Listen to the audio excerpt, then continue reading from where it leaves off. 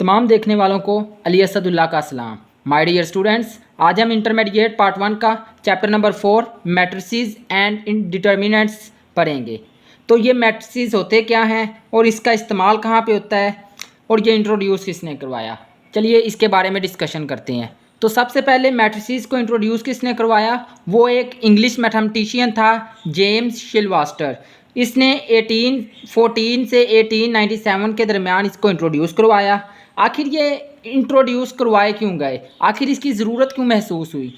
असल में पहले वो लीनियर इक्वेशन को सॉल्व करने के लिए मुख्तलिफ़ तरीके इस्तेमाल करते थे, लेकिन उसकी लेंथ और लिखना ज़्यादा पड़ता था।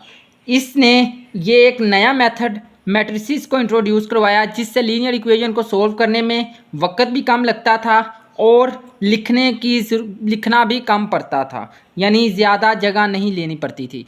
अब ये मैट्रिसेस होते क्या हैं? मैट्रिसेस असल में होते हैं अ रेक्टेंगुलर अरे of numbers enclosed bye a pair of brackets is called matrix, या जिसकी जमा होती है मैट्रिसेस। तो असल में ये लिखे कैसे जाते हैं और ये क्या होते हैं? तो मैट्रिसेस असल में दो ब्रैकेट्स के दरमियान नंबर्स को लिखना होता है एक तरतीब के लिहाज से। इसको हम 2x2 मैट्रिक्स कहते हैं, यानी इसमें 2 रो हैं और 2 कॉलम्स हैं। जो हॉरिजेंटल्स होती हैं उन्हें हम रो कहते हैं और जो वर्टिकल लाइंस होती हैं उसे हम कॉलम्स कहते हैं। ये मैट्रिक्स की खसूसियात हैं। अब मैट्रिसेस को सॉल्व करना है और ये सॉल्व कैसे होते हैं, हम इसमें भी हम एडिशन भी पढ़ेंगे, इसके बाद सब्ट्रैक्शन भी पढ़ेंगे और मल्टीप्लिकेशन भी पढ़ेंगे।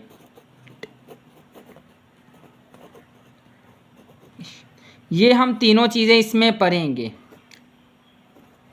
डिवीज़न इसमें नहीं होती, डिवीज़न मैट्रिक्स के साथ डिवाइड नहीं हो सकता, लेकिन मैट्रिक्स नंबर के साथ डिवाइड हो सकता है। Matrix can not divide by matrix, यानी ये डिवाइड नहीं हो सकता, लेकिन matrix divide by a number. हम इसको एक सिंगल नंबर के साथ डिवाइड कर सकते हैं, लेकिन हम एक मैट्रिक्स को दूसरे मैट्रिक्स के साथ डिवाइड बिल्कुल नहीं कर सकते। तो हम असल में यहाँ पे मैट्रिक्स की एडिशन, मैट्रिसेस की सब्ट्रैक्शन और मैट्रिसेस की मल्टीप्लिकेशन पढ़ेंगे। तो चलिए स्टूडेंट्स, हम एडिशन ऑफ मैट्रिक्स पढ़ते हैं। तो एडिशन ऑफ मैट्रिसेस होता है द कम्बिनेशन ऑफ 2 और more matrices into 1 matrix is called addition of matrix. यानी अगर हम एक ये मैट्रिक्स है और दूसरा ये मैट्रिक्स हम ले लेते हैं,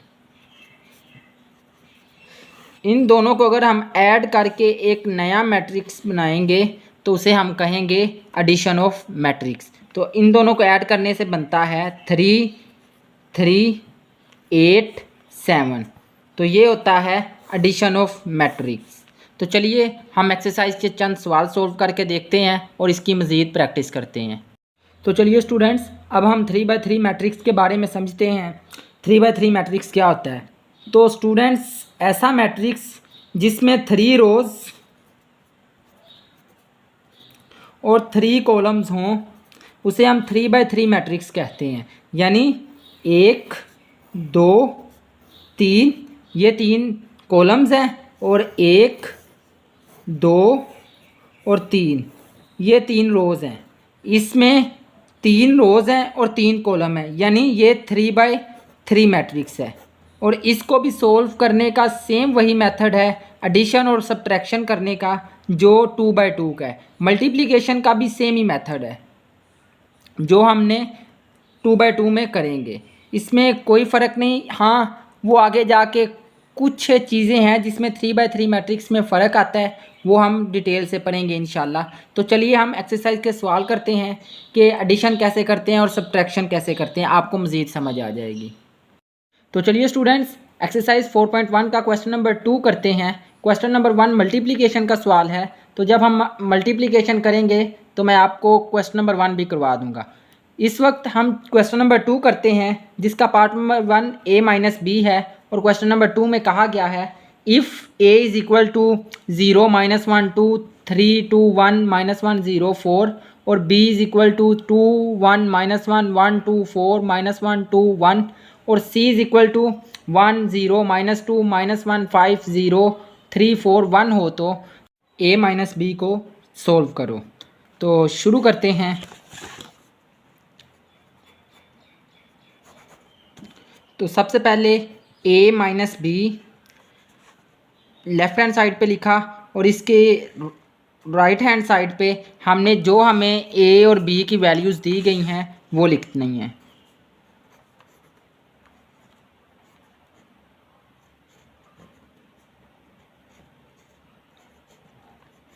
दरमियान में वही सिंबल जो a और b के दरमियान में है और उसके बाद b की वैल्यू लिखते हैं 2 1 -1 1 2 4 -1 2 और 1। इसके बाद अब हमने इनको सब्ट्रैक्ट करना है क्योंकि दरमियान में सब्ट्रैक्शन का साइन है। तो सेम उसी तरह सब्ट्रैक्ट करना है जैसे हम नॉर्मल सब्ट्रैक्शन करते हैं, लेकिन थोड़ा सा फ़र्क है।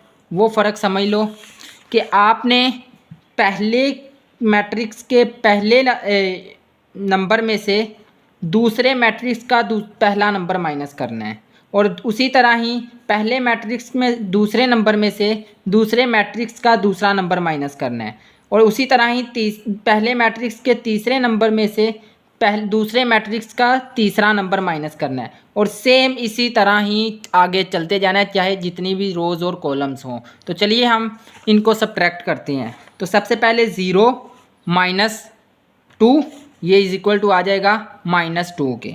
उसके बाद -1 -1 तो ये इज इक्वल टू आ जाएगा -2 के। उसके बाद 2 माइनस माइनस जमा और 1 2 + 1 3। उसके बाद अब दूसरी रोज़ की बारी, तो 3 -1 2। उसके बाद 2 -2 तो ये इज इक्वल टू आ जाएगा 0 के। उसके बाद आएगा 1 -4 तो ये इज इक्वल टू आ जाएगा -3 के। उसके बाद अब तीसरी रो की बारी, -1 + 1 तो ये इज इक्वल टू आ जाएगा 0 के, क्योंकि माइनस और माइनस मिलके क्या हो गए प्लस।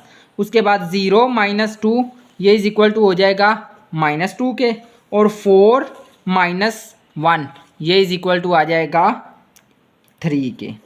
तो डियर स्टूडेंट्स, ये हमने इन दो मैट्रिक्स को सब्ट्रैक्ट करके एक नया मैट्रिक्स बना दिया है। ये हो गई इन दोनों मैट्रिक्स की सब्ट्रैक्शन। तो ये सवाल हमारा पहला सॉल्व्ड हो गया है। तो चलिए हम अगले सवाल की तरफ चलते हैं, जो है part number 3 a - b - c। तो इसमें भी ज़्यादा कुछ नहीं, सेम मेथड ही है, बस पहले हमने a - b को करना है और जो मैट्रिक्स आएगा उसमें से हमने c को माइनस कर देना है। तो चलिए शुरू करते हैं सोल्व। पहले हम a - b को करेंगे। तो डियर स्टूडेंट्स, हमने अभी a - b को फाइंड किया है, तो मैं दोबारा से इसको नहीं कर रहा, मैं इसका डायरेक्ट जवाब ही लिख रहा हूँ। -2 -2 3 2 0 -3 0 -2 3 और इसमें से मैंने सब्ट्रैक्ट करना है c को। तो c क्या है वो हमें दिया हुआ है, हम वो यहाँ पे लिखते हैं 1 0 -2 -1 5 0 3 4 -1। तो चलिए हम a - b में से c को सब्ट्रैक्ट करते हैं। तो इसका जवाब आएगा a - b - c is equal to होगा -2 -1 तो ये इज इक्वल टू आ जाएगा -3 के। -2 -0 तो -2 के इक्वल। 3 +2 5। उसके बाद दूसरी रो 2 -+ 1 3 0 -5 -5 -3 -0 -3। अब तीसरी रो की बारी, 0 -3 -3 -2 -4 -6 3 +1 माइनस माइनस प्लस 1, तो ये हो जाएगा 4। तो A - B - C का जवाब ये आ गया। तो स्टूडेंट्स ये हमने सब्ट्रैक्शन करना सीख लिया है। एडिशन भी सेम इसी तरह से है। आपके एक्सरसाइज 4.1 के अंदर शुरू में तो हमें ये एडिशन नज़र नहीं आई, पहले सब्ट्रैक्शन नज़र आई है, तो मैंने पहले सब्ट्रैक्शन करवा दी है। और एडिशन भी सेम है, सिर्फ इतना फ़र्क है कि हमने इस सब्ट्रैक्शन की जगह पे हमने क्या लगा देना है, एडिशन लगा देना है, और हमने उसी तरह ऐड कर देना है। तो ये थी सब्ट्रैक्शन। तो हम इंशाल्लाह अगले लेक्चर में मल्टीप्लिकेशन सीखेंगे और इसका क्वेश्चन नंबर 1 भी सॉल्व करेंगे। तो तब तक के लिए अल्लाह हाफिज़।